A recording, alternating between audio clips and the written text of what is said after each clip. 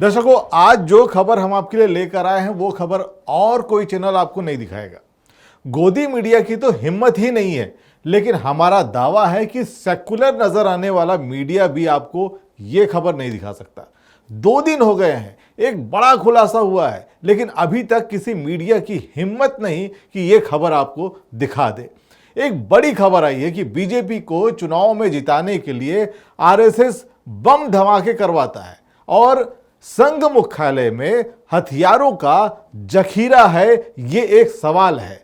लेकिन मीडिया जगत में सन्नाटा पसरा है। इतना सन्नाटा क्यों है भाई? बने रहे हमारे साथ, हम आपको बताएंगे कि इस खबर की सच्चाई आखिर क्या है और क्या सबूत है।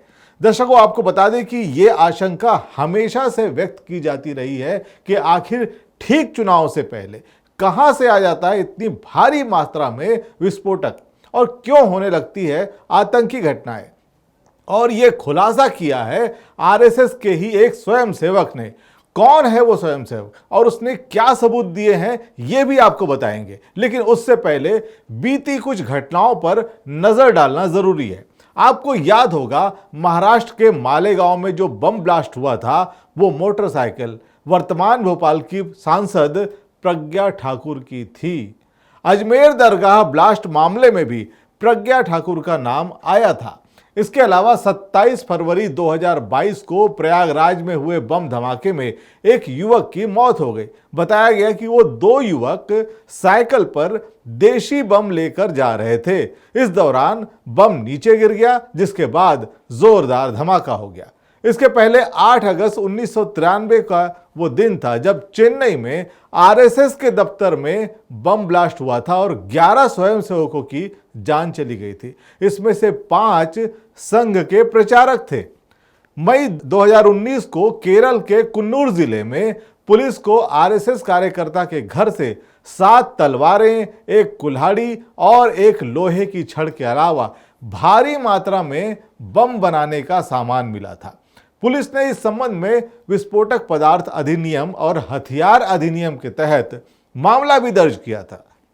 और 16 जनवरी 2019 को महाराष्ट्र के डोंबिवली में बीजेपी नेता धनंजय कुलकर्णी के दुकान से तलवार, चाकू, एयरगन, फाइटर और कुरहदी समेत करीब 170 हथियार बरामद किए गए थे। इन सारी खबरों पर अगर गौर करें तो ये सब चुनाव के आसपास की घटनाएं हैं। इन घटनाओं में विस्फोट के समय साइकिल, मोटरसाइकिल और कार में विस्फोटक रखकर धमाके किए गए हैं। कुछ घटनाओं में बम बनाते समय या फिर ले जाते समय विस्फोट हो गया है। पुलवामा में हुए बम धमाके के बाद भी यह सवाल उठाया गया था कि इतनी बड़ी मात्रा में आरडीएक्स आया कहां से? भारी सुरक्षा के दौरान वो वहां पहुंचा कैसे और इसकी जांच क्यों नहीं हुई?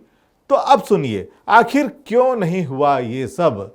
आरएसएस के एक स्वयंसेवक ने कोर्ट में एफिडेविट देकर यह खुलासा किया है कि कैसे आरएसएस से जुड़े लोगों ने उन्हें एक ट्रेनिंग कैंप में बुलाया और कैसे उनको बम बनाने और फिर उसको ब्लास्ट करने का तरीका और जगह भी बताई गई।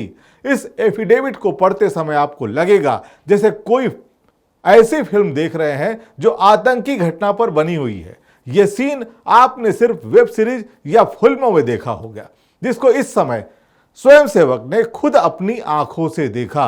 वो अपने हलफनामे में लिखता है कि जुलाई 2003 में उसके मोबाइल पर मराठी भाषा में एक मैसेज आया जिसमें लिखा था, मुंबई के खेतवाड़ी क्षेत्र के गोल देउल यानी कि गोलाकार मंदिर में एक महत्वपूर्ण सभा है और उसको उस सभा में जरूर शामिल होना चाहिए।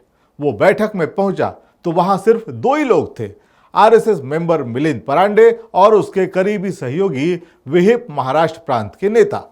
उन दोनों ने बताया कि जल्दी ही बम बनाने का प्रशिक्षण शिविर आयोजित किया जा रहा है और उसके बाद देश के पूरे क्षेत्र में बम विस्फोट करने की योजना है। उन्होंने प्रस्ताव रखा कि देश के विभिन्न हिस्सों में सबसे ज्यादा बम धमाके करने हैं और यह काम करने की जिम्मेदारी उसको लेनी चाहिए। अब आपको बता दें कि यह खुलासा किया है आरएसएस यानी कि राष्ट्रीय स्वयंसेवक संघ के प्रचारक यशवंत सिंधे ने। इस गुप्त मीटिंग के बाद यशवंत शिंदे ने फैसला किया कि साजिश का हिस्सा होने का दिखावा करना है ताकि वो इसमें शामिल लोगों को जान सके, और वो पहुंच गए पुणे में सिंहगढ़ के पास आयोजित बम प्रशिक्षण शिविर में। सिंहगढ़ किले के निचले हिस्से में बने एक रिसोर्ट में 3 दिन का वो शिविर आयोजित किया गया था, जिसमें यशवंत के अलावा महाराष्ट्र के औरंगाबाद, जलगांव, नांदेड़ आदि जिलों से करीब 20 युवक पहुंचे थे। इन लोगों में नांदेड़ के हिमांशु पानसे भी था। यशवंत को वहां देखकर पानसे हैरान हो गया और घबरा भी गया। बम बनाने की ट्रेनिंग का मुख्य आयोजक था मिलिंद परांडे, और यही इसका मास्टर माइंड भी था। यशवंत ने बताया कि यहां प्रशिक्षण एक व्यक्ति द्वारा दिया जा रहा था जो खुद को मिथुन चक्रवर्ती कहता था। इसके बारे में बाद में यशवंत को पता चलता है कि उसका असली नाम रवि देव है और वो बजरंग दल का सदस्य था। इस मिथुन को लाने वाले आदमी का नाम था राकेश धवाड़े। यही उसको ट्रेनिंग के स्थान पर लाता और वापस भी लेके जाता था। वही राकेश धवाड़े था जिसको बाद में 2008 के मालेगांव विस्फोट मामले में गिरफ्तार किया गया था। मिथुन चक्रवर्ती उर्फ रवि देव ने ट्रेनिंग में आए लड़कों को बम बनाने के लिए 3-4 प्रकार का सामान दिया, जिसमें विस्फोटक पाउडर, पाइप के कुछ टुकड़े, तार, बल्ब और घड़ियां जैसी चीजें थी।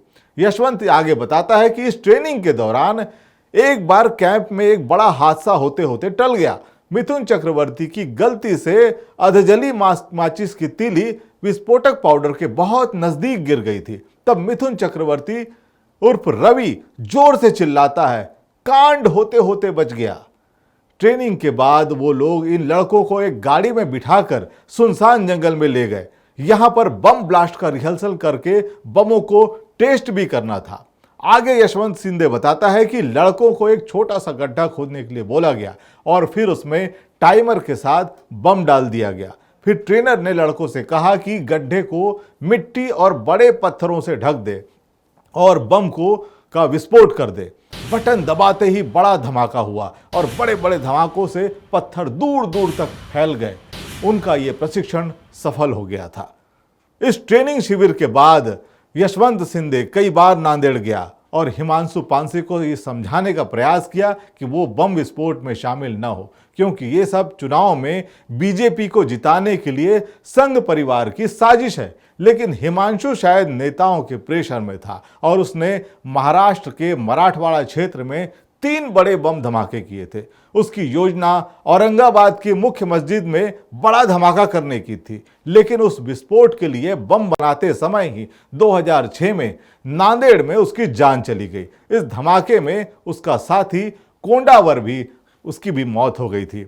सिंहगढ़ प्रशिक्षण शिविर के लगभग 4 साल बाद यशवंत ने मिथुन चक्रवर्ती यानी कि रवि को मुंबई के परेल यशवंत भवन में देखा, जो कि आरएसएस का महाराष्ट्र का मुख्य कार्यालय भी है। यहीं पर यशवंत को पता चला कि मिथुन चक्रवर्ती का असली नाम रवि देव है।